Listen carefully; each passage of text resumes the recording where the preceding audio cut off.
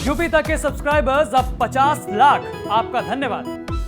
और मेरे ख्याल से मैं निकल के आ चुका हूँ, मेरी वालदा बाहर हैं और हम इस बात की उम्मीद करते हैं कि आज़म साहब भी बहुत जल्द बाहर हो। किसी ऐसी चीज़ के लिए एक आदमी को आप जिम्मेदार नहीं ठहरा सकते जिनसे उनका कोई लेना देना ना हो। और जिन लोगों ने ये बातें फैलाई, उन्होंने कहा कि साहब कोई मदद नहीं की। तो मदद दो तरीके की होती है, एक वो कि मदद दिखाई जाए और की ना जाए, और एक वो मदद होती है जो की जाए और दिखाई ना जाए। अखिलेश यादव ने वैसी मदद की। उनकी मदद दिखाई तो नहीं देगी, लेकिन जो उन्होंने की वो हम जानते हैं और वो हमारे उनके बीच की चीज़ें हैं और वो हमारे उनके बीच ही रहें वो ज़्यादा बेहतर। ये क्या? आज भी मेरे साथ पुलिस की एक गाड़ी चल रही है। वो पुलिस, उस गाड़ी को अगर आप अभी देख लें तो आप उसे किसी शरीफ आदमी की तो गाड़ी नहीं कह सकते, आप उसे पुलिस का एक व्हीकल नहीं कह सकते कि जिसको आप देख के आइडेंटिफाई कर सकें कि ये पुलिस है। एक मारुति वैन पुरानी, उसमें 4 पुलिस वाले मेरे पीछे चल रहे हैं।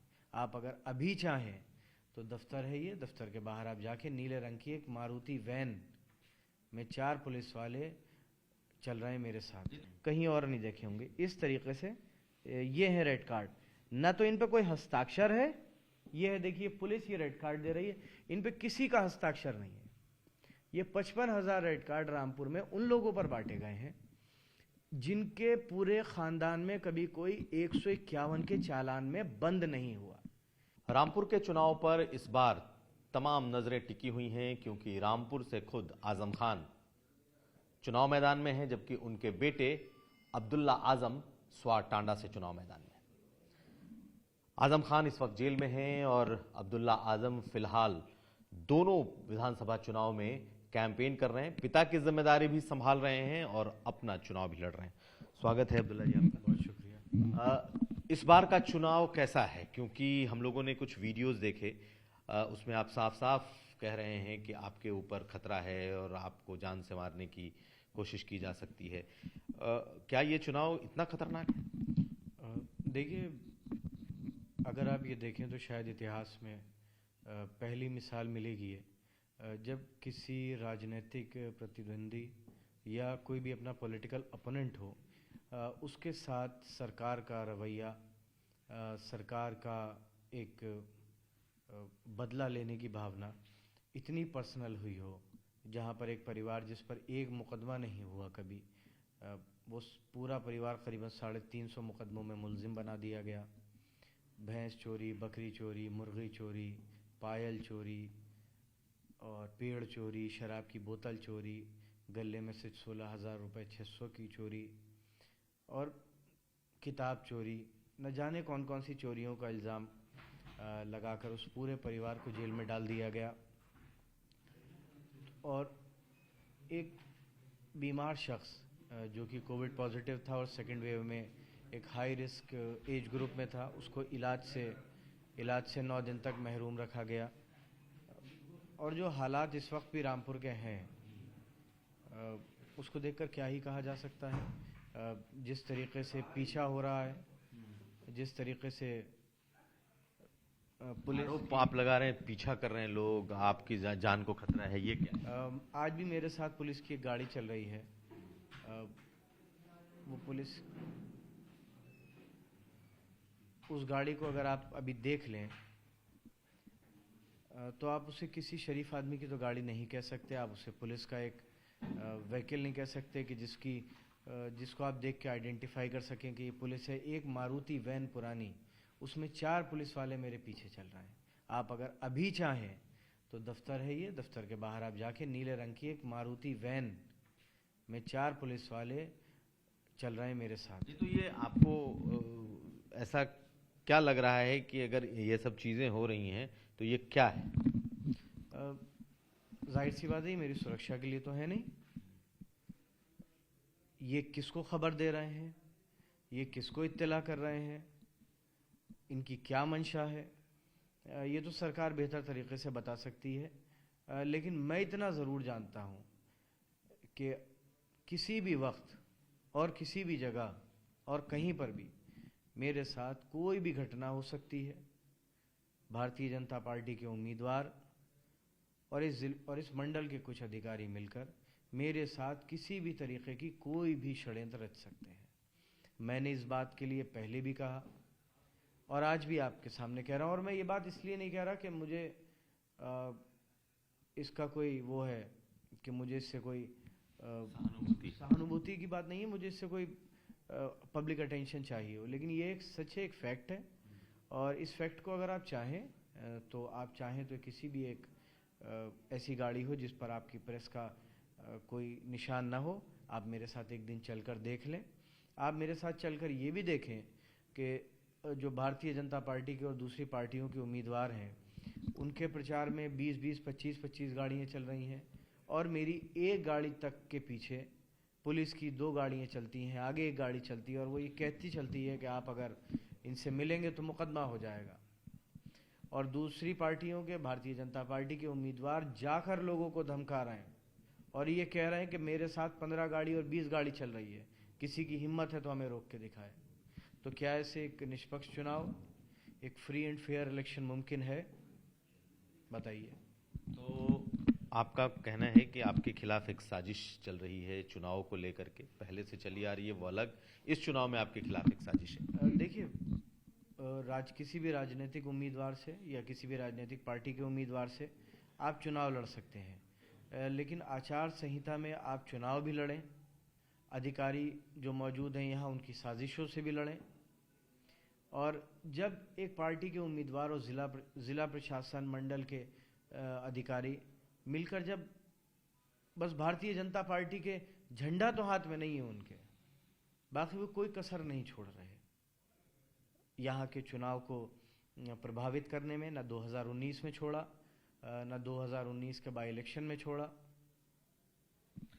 एक बात बताइए, आपको पिता का भी चुनाव संभालना पड़ रहा है, अपना भी चुनाव लड़ रहे हैं, पिताजी इस वक्त आपके जेल में हैं, सियासी रूप से कितना कठिन है अभी आपके लिए? मैंने इस बात को साफ किया है कि रामपुर में कोई शख्स चुनाव नहीं लड़ता। आजम साहब, ये मेरा घर है और मैं अपने घर में चुनाव लड़ रहा हूँ और करीबन 9 बार मेरे वालिद यहाँ से विधायक रहे, इस वक्त मेरी वालदा यहाँ से एमएलए हैं और फिर आजम साहब रामपुर शहर से प्रत्याशी हैं। यहाँ की आवाम, यहाँ के लोग खुद चुनाव लड़ते हैं और कोई तो ऐसी बात होगी कि एक शख्स एक ही विधानसभा से लगातार 9 बार जीता है। अगर उनका लोगों के साथ सुलूक, उनकी गम और खुशी में उनके साथ रहना, उनके काम आना, उनके लिए विकास करना, अगर ये सब न किया होता तो आप बताइए क्या कोई और शख्स आपको इतिहास में ऐसा दिखता है जो एक ही सीट से लगातार 9 बार विधानसभा जीता, उसके बाद पार्लियामेंट जीता, फिर उसकी पत्नी वहाँ से जीती, यानी मेरी वालदा। तो रामपुर के लोगों के दिल में आजम साहब रहते हैं। आप आजम साहब को यहाँ से दूर करके जेल में तो बंद कर सकते हैं, लेकिन रामपुर वालों के दिल से थोड़े निकाल देंगे आप। ये चुनाव में एक चीज़ और दिख रही है कि आप जहाँ से चुनाव लड़ रहे हैं वहाँ से हमजा मियाँ भी चुनाव लड़ रहे हैं और वो नवाब परिवार से आते हैं। आपने आरोप लगाया कि आपके ऊपर खतरा है, आज उन्होंने हम लोगों से जो बात की, हमसे जो बात की, उसमें कहा कि उनके ऊपर भी खतरा है और उनको, उनके जान पर भी हमला हो सकता है और उनको भी आपसे खतरा है। पहली बात तो मैं आपसे ही कह दूं कि मुझे न इस बात की जानकारी है कि कौन साहब लड़ रहे हैं या आप किसका जिक्र कर रहे हैं, लेकिन हाँ, अगर किसी की जान को ख़तरा है तो मेरे ख्याल से उन्हें सुरक्षा मिलनी चाहिए। और नवाबों का तो ये है कि नवाबों ने इस मुल्क के साथ क्या किया था ये तारीख़ जानती है।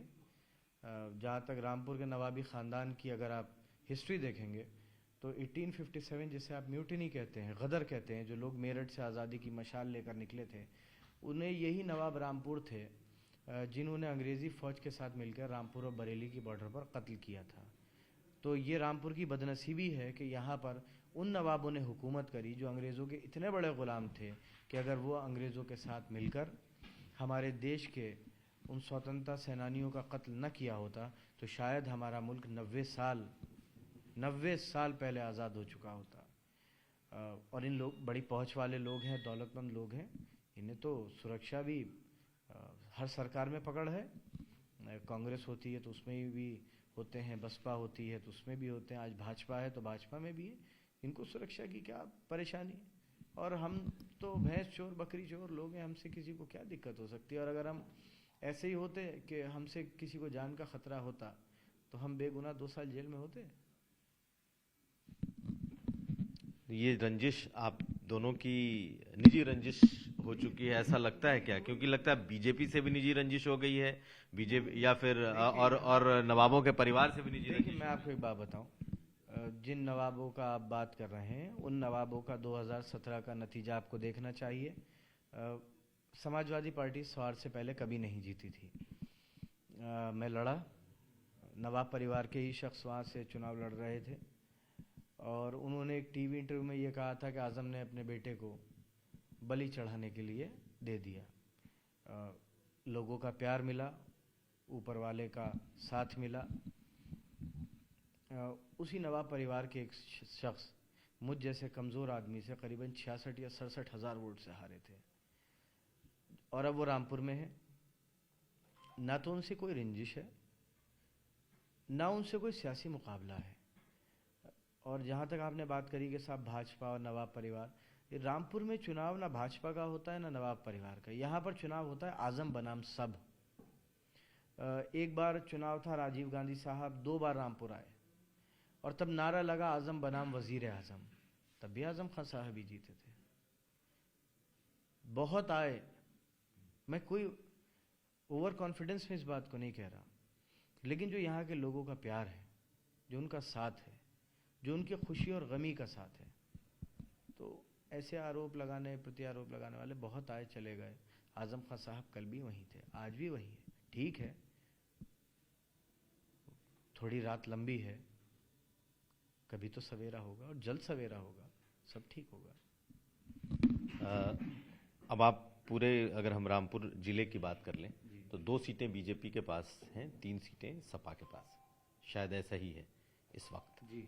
तो क्या समाजवादी पार्टी और आजम खान इस बार 5 सीटों पर कैसा मुकाबला? 500 सीटों पर रामपुर में और 400 सीटों पर उत्तर प्रदेश में समाजवादी पार्टी रिकॉर्ड वोट से जीतेगी, रिकॉर्ड वोट से। लेकिन आजम खान का जेल में होना आपको लगता नहीं है कि नुकसान पहुंचा रहा है बीजेपी को? आपको? बीजेपी को कैसे? किसी ने इस बात का अच्छा नहीं माना, किसी ने इस बात का अच्छा नहीं माना। आप आम आदमी से, आप आम सड़क पे लोगों से आप इस बात का जवाब ले सकते हैं। एक आदमी जो इतना सीनियर पॉलिटिशियन हो, एक यूनिवर्सिटी का फाउंडर हो, 9 बार का एमएलए हो, 2 बार का मेंबर पार्लियामेंट हो, 4 बार सीनियर कैबिनेट मिनिस्टर रहा हो, 1 बार लीडर ऑफ अपोजिशन रहा हो, वो भैंस चोर और मुर्गी चोर होगा? लेकिन योगी आदित्यनाथ तो जब भी मुख्तार अंसारी का नाम लेते हैं, अतीक अहमद का नाम लेते हैं, साथ में आजम खान का भी नाम लेते हैं। मेरे ख्याल से सरकार को इन सब मुद्दों से बेहतर ये बताना चाहिए कि 2022 शुरू हो चुका है, कितने किसान ऐसे हैं जिनकी आय दोगुनी हुई। सरकार को जवाब ये देना चाहिए कि जो बच्चे टीईटी का एग्ज़ाम देने गए थे, उनका पेपर क्यों लीक हुआ और जब उन्होंने उसका विरोध किया तो पुलिस ने उन्हें क्यों पीटा। रेलवे के एग्ज़ाम देने के बाद नौजवानों के साथ जो बर्बरता हुई उसका ज़िम्मेदार कौन है। महंगाई में जो 35 और 40 रुपये पेट्रोल का वादा किया गया था वो आज 100 रुपये लीटर क्यों है। जो सिलेंडर 2 रुपये बढ़ जाने पर हाय तौबा मच जाती थी, आज वो 1000 रुपये का है। और वो तमाम लोग जो तब विपक्ष के नेता थे और आज केंद्रीय मंत्री हैं, वो इस बात पर क्यों खामोश हैं। सरकार को इस बात का जवाब देना चाहिए कि कोविड में जो लोग एक एक सांस के लिए तरस के और तड़प कर जिनकी जान निकल गई, लोगों ने अपनों को खो दिया और सरकार ने सफाई से सदन में इस बात को कहा कि एक शख्स की मौत भी ऑक्सीजन की कमी से नहीं हुई। लेकिन आपको लगता गंगा है में तैरती हुई लाशें, उनका जिम्मेदार कौन है। गंगा के किनारे जो लाशें दफन हुई थी उनकी गिनती ना हो सके, इसलिए कपड़े को उनके ऊपर से उतरवा लिया गया।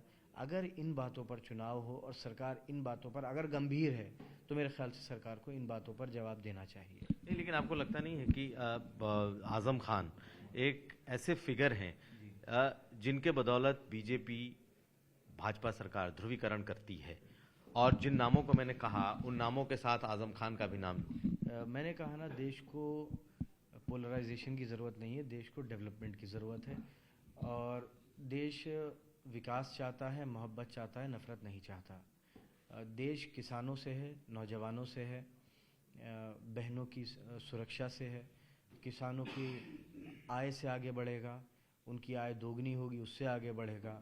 लखीमपुर में जो हुआ उसके इंसाफ मिलने से लोगों का भरोसा सरकारों में बढ़ेगा, नौजवानों को रोज़गार मिलेगा, उससे देश आगे बढ़ेगा। इन सब चीज़ों से देश को फ़ायदा है, देश को नफ़रत से फ़ायदा नहीं है। मोहब्बत पर बात हो वो ज़्यादा बेहतर है नफ़रत के मुकाबले। चलिए आखिरी सवाल, आपको कितनी उम्मीद है, कैसी जीत, कैसा चुनाव आपका होगा और आपके पिताजी का? 10 मार्च को इस बात का जवाब पब्लिक देगी। मैं चाहूँगा आप भी उस खुशी में शामिल हों। और इस वक्त एक ऐसा डर का माहौल है, एक अनडिक्लेयर्ड इमरजेंसी है।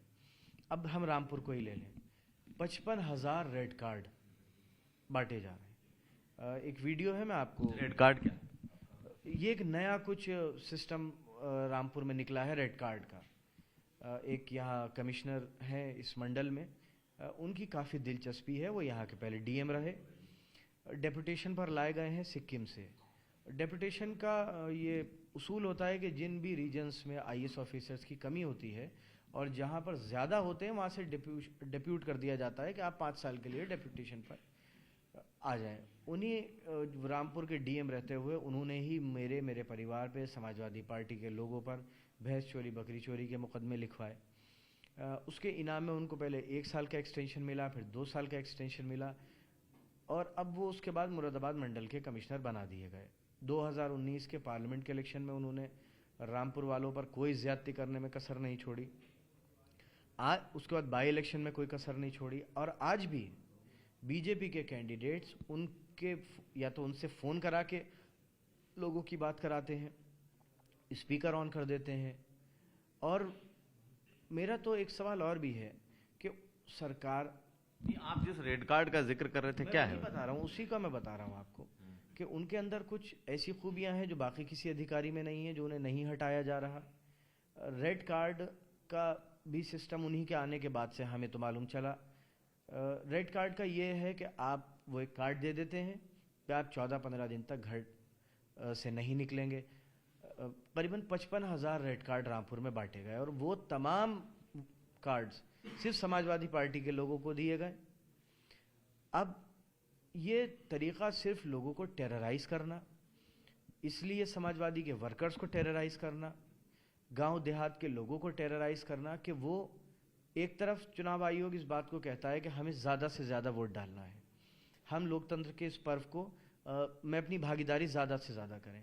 दूसरी तरफ रामपुर में एक साथ 16 के लाखों मुचलके, 55,000 रेड कार्ड्स और एक जिसे कहते हैं इलीगल डिटेंशन में पुलिस लोगों को उठा रही है, सिर्फ एक टेरर और एक दहशत का माहौल बनाने के लिए कि यहाँ पर पोलिंग परसेंटेज कम से कम हो। और आपको ये जानकर हैरानी होगी कि आज़ाद हिंदुस्तान की तारीख़ में, रामपुर की आज़ाद हिंदुस्तान की तारीख़ में जो बाई इलेक्शन यहाँ पर हुआ था और यही जो कमिश्नर हैं इस वक्त, उस वक्त रामपुर के डीएम थे, यही रेड कार्ड इन्हीं पुलिस की रेड्स के बाद 24% से 30% के बीच में पोलिंग हुई थी रामपुर में।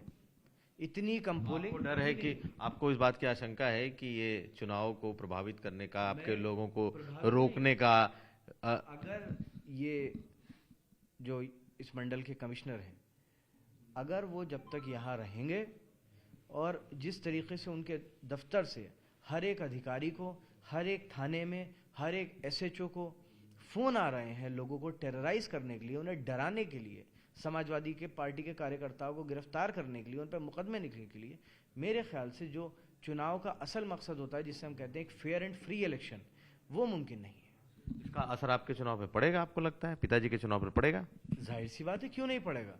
जब आप लोगों को, फ़र्ज़ कर लीजिए मैं आपको रेड कार्ड दूं, मैं पुलिस वाला हूं और आपको भद्दी भद्दी गालियां बकूं और आपसे ये कहूं कि आप 15 दिन तक अगर घर से निकलेंगे तो मैं आपको डंडे से मार मार के नीला कर दूंगा। ये वीडियो है, आपको मैं वीडियो दूंगा, डंडे से मार मार के नीला कर दूंगा और अगर घर से निकले तो यहाँ से घसीट के तुझे हवालात ले जाऊंगा। अगर कोई भी पुलिस वाला इस तरीके की भाषा किसी एक आम नागरिक, एक शरीफ इंसान के साथ इस्तेमाल करेगा तो वो चुनाव के दिन कैसे बिना किसी भय के निकल कर वोट डालेगा। ये एक सवाल है, ये सवाल आपके सामने भी है, ये सवाल मेरे सामने भी है, ये सवाल लोकतंत्र के सामने भी है, ये सवाल चुनाव आयोग के भी सामने है। और ये मैं कोई ऐसी बात नहीं कह रहा जो कोई इधर उधर की बात हो। इसकी वीडियो है, मैं आपको वीडियो दूंगा, आप अपना वीडियो चाहें तो आप इस इंटरव्यू के बाद उसे ऐड कर लीजिएगा या बीच में ऐड कर लीजिएगा। और मैं बाकायदा जिन कमिश्नर साहब का जिक्र कर रहा हूँ उनकी एक तस्वीर थी, तमाम भारतीय जनता पार्टी के कैंडिडेट, उनके पिता ज़िला पंचायत अध्यक्ष एक पारिवारिक कार्यक्रम में बैठे हैं। एक वीडियो है, आप कहेंगे मैं वो भी आपको दिलवा दूंगा, उसमें वो त्यौहार मना रहे हैं, सब कुछ है। तो जब ऐसे लोग जिनके फैमिली टर्म्स हों और वो इलेक्शन करा रहे हों, मेरे ख्याल से ऐसे लोगों के रहते एक फ्री एंड फेयर इलेक्शन नहीं हो सकता। मैं आपको, आप चाहें तो मैं ऑन कैमरा आपको ये फोटो दिखा दूं। ये भारतीय जनता पार्टी के उम्मीदवार हैं, ये कमिश्नर साहब हैं। कैसे हो जाएगा इलेक्शन? एक फ्री एंड फेयर इलेक्शन कैसे हो सकता है? मेरा मकसद ये है, चुनाव आयोग किसी भी एक निष्पक्ष अधिकारी को भेजे, हमें किसी से कोई एतराज नहीं।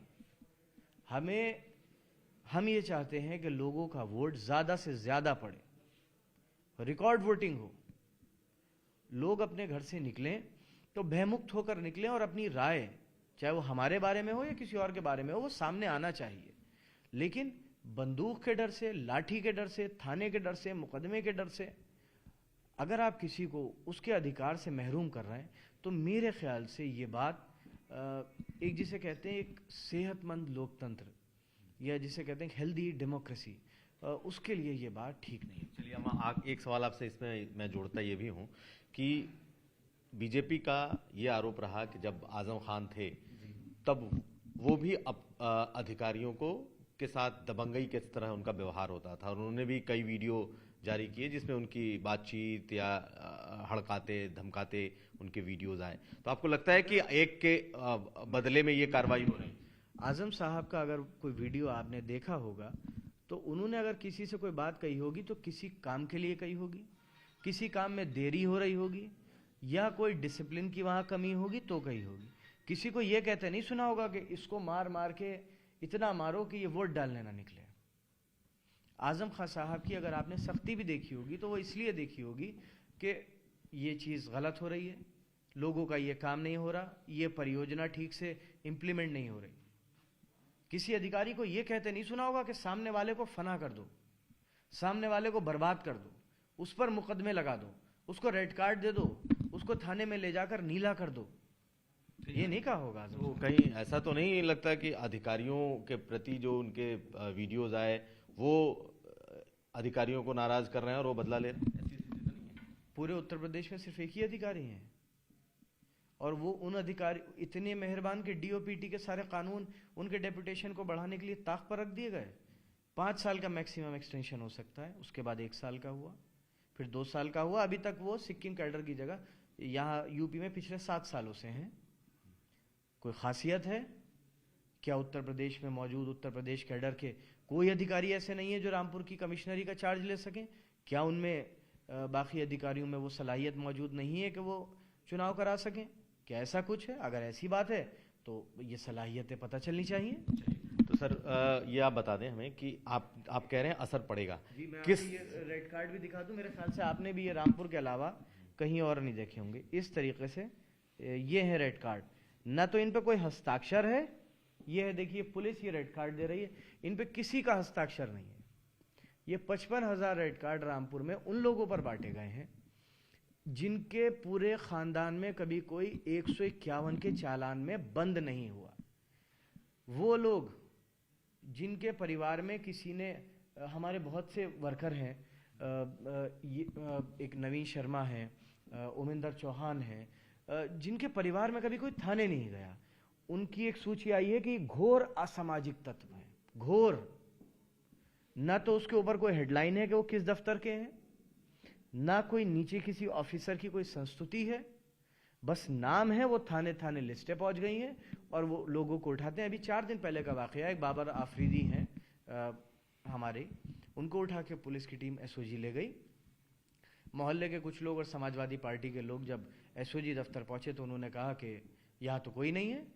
तो उन्होंने सीसीटीवी फुटेज दिखाया कि साहब ये पुलिस इन्हें उठा कर लेके गई है।